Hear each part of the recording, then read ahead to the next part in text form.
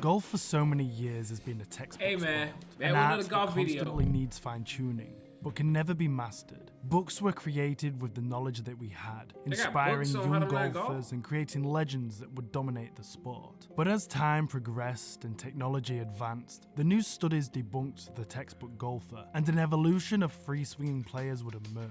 Born in 1978 in the small town of Baghdad, Florida, Jerry Lester Watson Jr. didn't grow up like many professional golfers. The name Buba came from his father, who named him after pro football player Buba Smith.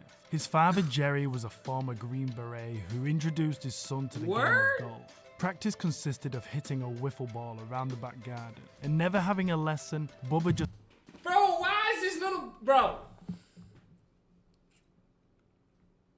Hey, bro, let's let y'all know I did a reaction to some Tiger Woods golf highlights. YouTube blocked it, man. enjoyed hitting the ball as hard as he could to see how far he could hit it. Jerry didn't discipline his son too hard, this is but he was insane, though. very persistent on young Bubba getting better. At some point, Bubba was taught the correct way to grip the club, and then the hard-hitting teenager was ready to start competing. His competitive journey started through high school when he played on the Milton High golf team with fellow PGA Tour players Boo Weekley and Heath Slocum. His time there saw him progress very quickly, and his scoring average backed that up. He averaged 72.93 through high school, and with that attracted attention from many colleges. He enrolled into Faulkner State Junior College to study consumer economics, and whilst there became a junior college All-American. His time there was short-lived though, as after a short while he transferred to the University of Georgia. The Bulldogs were the defending NCAA champions, but Bubba's arrival wasn't as successful. As a junior, Watson helped lead the Bulldogs to the SEC title in 2000, but in his senior year, Bubba only played in one event. The best thing to come out of his time in Athens was meeting his 6'3" basketball girlfriend, Angie. Angie played... He made a 6'3" hoop. You know what I'm saying? Hey, yo, let me know in the comments if y'all want me to discover next or react to next, man. Let me know. But, hey. For the Bulldogs basketball team, and was very successful in her time there. She was diagnosed with an enlarged pituitary gland, which was the reason behind her height. So after leaving college and turning professional in 2002, Bubba joined the Nationwide Tour, where he would play until 2005, becoming the last player to qualify on that season's money list. With nothing to shout about thus far, Bubba was just doing his own thing, like he always had. Bubba golf was an art in itself.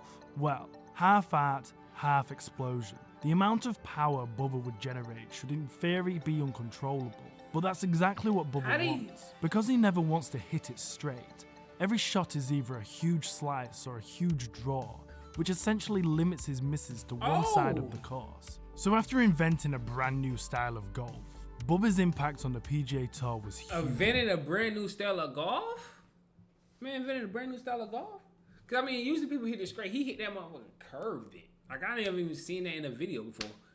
Like, in his first 3 seasons, he topped the PGA Tour driving list and earned over $1 million in his first year, albeit 90th on the money list. So even though he hadn't won, he still built up a huge fan base because people just wanted to see him bomb it and watch this unique style of play. The unique style would soon come into fruition though in 2010. His first PGA Tour win came on the 27th of June in Cromwell, Connecticut at the Travelers Championship. He beat Corey Pavin and Scott Verplank on the second hole of a playoff.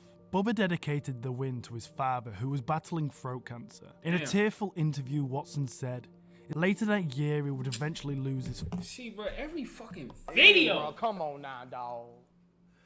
Come on, man. Bro, we just can't have everybody stay safe for the rest of our lives, bro. Like, come on. But damn, he finally won in 2010. I wonder why he ain't win one of the other ones. Because of Tiger Woods. Later that year, he would eventually lose his father, and more bad fortune was about to come his way. Remember when Dustin Johnson was penalised for unwittingly grounding his club in a bunker on the final hole of the PGA Championship? Well, Bubba was kicking himself at the end of that day too. Following a final round of 68, Watson lost the 3-hole playoff to Martin Kaymer when he double bogeyed the final hole after going for an aggressive approach shot and finding a hazard. Hey, playing Bubba golf doesn't always work, but the performance proved he could seriously contend at a major. After being at the top of the golfing headlines, journey on social media that would today make him the 10th most followed golfer in the world. It all started with a happy birthday trick shot that he sent to Ellen DeGeneres, wishing her a happy birthday, which then saw him be invited onto the show. That popularity would see him invited to Europe to play in the French Open, where he made a guest appearance and was paid $200,000 for his time. As mad as that sounds, it wasn't the outrageous money being gifted to him for doing something he probably would have been doing anyway. Bubba's innocent, humorous personality was getting him into a little bit of trouble. After missing the cut, Bubba spoke to the media about his time travelling whilst in Paris. He went on to call certain Parisian landmarks, or as Bubba put it, that big tower, or the building starting with L, and this arch I drove round in a circle. The sensitive French were absolutely outraged by the comments from Watson, but the triggered Bubba was about to retaliate and get himself into trouble one more time before flying back. Security. Watson complained to Sky Sports after his round. "I don't know which holes to walk through. There's no ropes. It's something I'm not used to. I'm not comfortable with it." When the French finally calmed down, and thankfully for us, Bubba didn't change his personality. In fact, he exaggerated it. 2011 would see the release of Golf Boys, a charity single released on YouTube by Bubba, Ricky Fowler, Ben Crane, and Hunter Mayhem. Golf Boys, what? No, Bubba is different. He different. I ain't, bruh. The Farmers Insurance Group promised to donate money for Daly. every 1,000 views the video reached, which definitely added up as it now sits at over 8 million views. The temperament of Bubba was attracting fans. His outlandish mannerisms had people comparing him to John Daly, and his comments about never working out and preferring sleep really resonated with people. Regardless of his work ethic off the course, Bubba's performances on the course saw him have a fantastic start to the 2012 season. Watson began the year with 3 top 5 finishes in 7 events, including finishing second at the WGC Cadillac Championship. That second would be trumped though in April, when Bubba put on a majestic performance at Augusta. He began the final round at 6 under par, 3 strokes off the lead, held by Peter Hansen. On the back 9, Watson bogeyed the par 3 12th hole to return to even par for the round. A bad start, but he'd make up for it with 4 consecutive birdies for a round of 68, 4 under par, and tied for the 72-hole lead with 4th round playing partner Louis Oosthuizen at 10 under par. In the sudden death playoff... Yeah, hold on. I think he had how many under par in a row? 1, 2, 3, 4. He had 4 in a row under par. Okay.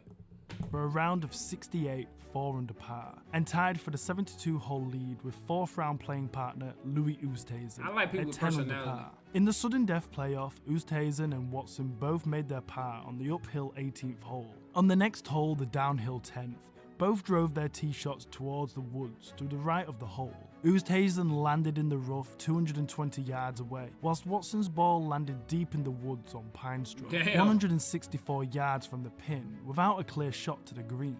There was only one man in golf who could pull off this kind of shot. A huge hook with a 52-degree gap wedge under that amount of pressure. Bubba pulled off one of the greatest shots in not only Masters history, but golfing history. He hooked the ball to 15 feet, and after Oosthuizen's approach shot landed short of the green, Watson trickled his birdie putt a foot past the hole, took his time on the very short par putt, and then made it for the emotional victory. Tears of joy streamed down his face as his caddy hugged him, followed by his mum as they both looked to the heavens knowing his father was looking down on him. Watching from home was his wife, who celebrated alone as she clung to their new adopted baby boy, Caleb. The new world's number 4 had far too many things on his mind in 2013. After reaching a career high, Bubba had a miserable season. Family was taking over, and his mind was elsewhere. 2014 was different though. After adapting to dad life, Bubba's form completely switched. At the Waste Management Phoenix Open, Watson held the lead for most of the tournament. He finished runner-up to Kevin Phoenix Open. Watson held the lead for most of the tournament, but he finished runner-up to Kevin Stadler. Watson then earned his 5th career PGA Tour victory and his first since the 2012 Masters at the 2014 Northern Trust Open at Riviera Country Club. He shot back-to-back 64s over the weekend to defeat runner-up Dustin Johnson by 2 strokes. He followed that win up with 2 more strong finishes, a 9th place tie at the WGC Essential Match Play Championship, and a 2nd place tie in the WGC Cadillac Championship. The run of great form came at a great time with the Masters up next, and people were putting Buba as one of the favourites. He got off to a great start and was leading heading into the final round. He entered the final round tied for the lead with 20-year-old Masters rookie Jordan Spieth. Playing together in the final pairing, Spieth birdied the 7th hole for a 2-stroke lead over Watson. However, the momentum turned on the par 5 8th hole. Spieth had a birdie putt, but ended up 3-putting for bogey whilst Watson birdied to pull into first place. Then, on the 9th hole, Watson birdied again while Spieth bogeyed, and the 4-shot swing over the 2 holes gave Watson a lead but he never relinquished in a win over Spieth and Jonas Blixt.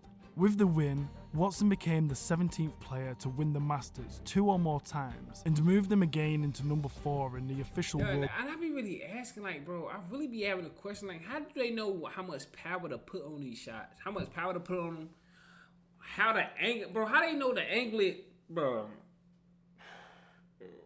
It's just, bro, I don't golf rankings. In a season where Watson went 296 holes without a 3-putt and reclaiming his Masters green jacket, it still wasn't the highlight of his year. Something must be in the air at Augusta because it grants Buba with all his wishes. Him and his wife took to social media in December to share the world their 2nd adopted child, Dakota. With a family complete and his game in a stable place, the time was right to move the family to somewhere more homely in Pensacola. Here, Buba made it his responsibility to give back to the community. He invested money into the local baseball team, opened a sweet shop, bought a Chevrolet dealership, and now has plans to run for mayor.